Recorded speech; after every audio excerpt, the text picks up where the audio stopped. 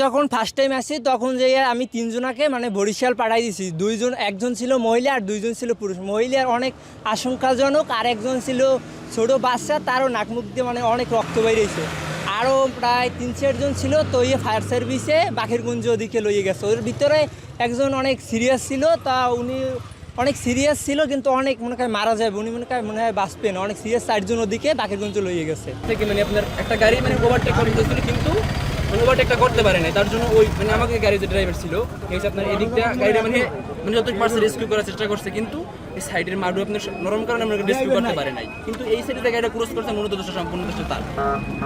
তো তারপরে আপনার সামনে ট্রাক আসছে, ট্রাক আসার পরে তো ট্রাকটা মনে করেন সাথে সাথে বের হয়ে গেছে, কিন্তু সামনে অটোটা পড়ে গেছে, অটো আর হচ্ছে একটা মানে আপনার মোটরসাইকেল। তো এই দুইটা মনে করেন নিচে পড়ে গেছে। কিন্তু এই জায়গার যে অটোর তাদের অবস্থা অনেক গুরুতর, অনেক খারাপ অবস্থা। আমি যতটুকু পারছি আমার দিক থেকে, আমার ফ্যামিলি সবাই রেস্কিউ করার পরে যতটুকু পারছি তাদেরকে মনে করি আমি রেস্কিউ করে অ্যাম্বুলেন্সে তুলে দিচ্ছি। এই গাড়ির যে ড্রাইভার উনি এনাগাড়ি ওভারটেক করতে যাচ্ছিল। এনাগাড়ি ওভারটেক করতে যাইয়া সামনে পিক আপ ছিল, পিক আপও ওর লাইনেই ছিল, ও আর রং সাইডে ছিল। ও রং সাইডে থাকার কারণে পিক আপ তো আর রাইট সাইডে ছিল, ও আর ব্রেক করে নাই। ব্রেক না করার কারণে অটো ছিল, হুন্ডো ছিল, সব সামনাসামনি মারিয়ে দিয়েছে।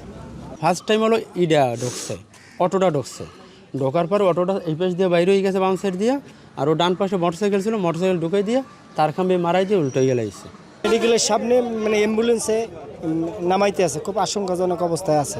তো শুনলাম যে মানে বোয়ালিয়া বাকেরগঞ্জ মাঝখানে বাস অ্যাক্সিডেন্টের পেশেন্টে অটো রিক্সার সাথে মুখোমুখি সংঘর্ষ হয়েছে।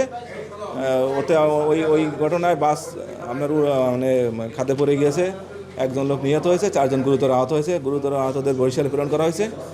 আমরা এই যে নিহত যে হয়েছে তার লাশটা বুঝে নিয়েছি, মেডিকেল থেকে সার্টিফিকেটের আশায় ইসিজি করাতে যাচ্ছি। প্রায় 7 জন লোক আহত আছে, আর মোটামুটি সবাই যার চলে গেছে। তো আমরা 4 জন আমাদের গাড়িতে করে বাকেরগঞ্জ উপজেলা স্বাস্থ্য কমপ্লেক্সে ভর্তি করি, আর পুলিশের মাধ্যমে 2 জন এবং পাবলিকে 1 জন নিয়ে যায়, টোটাল 7 জন। তো আমরা 7 জন বাকেরগঞ্জ উপজেলা স্বাস্থ্য কমপ্লেক্সে ভর্তি করে রেখে আসছি।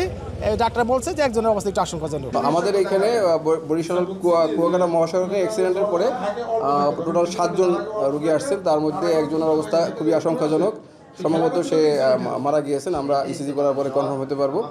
আর 3 জন প্রাথমিক চিকিৎসা নিয়ে চলে গেছেন, আর 3 জন হলো আমরা শেরে বাংলা মেডিকেল কলেজে রেফার করে দিয়েছি।